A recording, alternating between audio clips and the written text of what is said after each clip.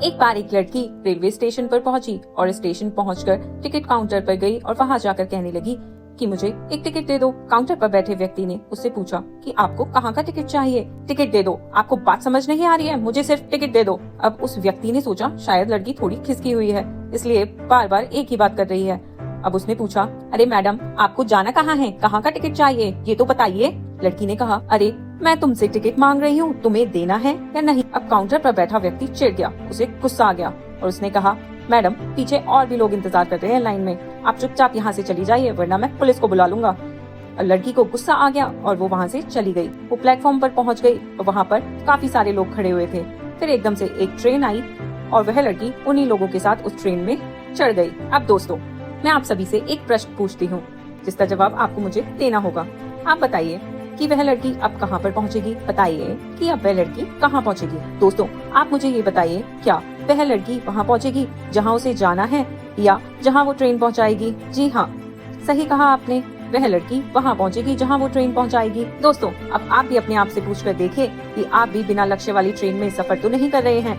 कई बार आप भी अपने माँ बाप को दिखाने के चक्कर में, दोस्तों को दिखाने के चक्कर में, पड़ोसियों को दिखाने के चक्कर में बिना लक्ष्य वाली ट्रेन में बैठ जाते हैं और उन्हें कुछ कर दिखाना चाहते हैं। क्या आपको लगता है यह सही है? अब ट्रेन में बैठी लड़की चली जा रही है, लेकिन कुछ दिन के बाद वह बोर हो जाती है, परेशान होने लगती है कि मैं आखिर जा कहाँ रही हूँ। और फिर थोड़े दिन के बाद उसे एक स्टेशन दिखता है और बहुत सारे लोग वहाँ उतर रहे होते हैं, वो भी वहाँ पर उतर जाती है। लेकिन उसे स्टेशन पर उतरने के बाद समझ में आता है, अरे मुझे यहाँ तो आना ही नहीं था, मुझे तो और कहीं जाना था। दोस्तों, अब आप फिर से अपने आप से पूछिएगा, कई बार हम ऐसे रास्ते पर निकल जाते हैं जिसका कोई लक्ष्य नहीं होता और कुछ दिनों के बाद आपको यह फील होता है कि अरे मुझे तो ये बनना ही नहीं था, मुझे तो ये करना ही नहीं था, मैं तो किसी और चीज के लिए परफेक्ट थी और आपको तो कुछ और करने का मन था। आप तो सिर्फ लोगों को दिखाने के चक्कर में कुछ बने जा रहे थे, लेकिन असलियत में तो आपको बनना कुछ और था। दोस्तों, एक बिना लक्ष्य की यात्रा करने पर आपका पूरा जीवन खराब हो सकता है और वहीं पर एक महत्वपूर्ण चीज खराब होती है जो कभी वापस नहीं आ सकती, और वो है आपका समय।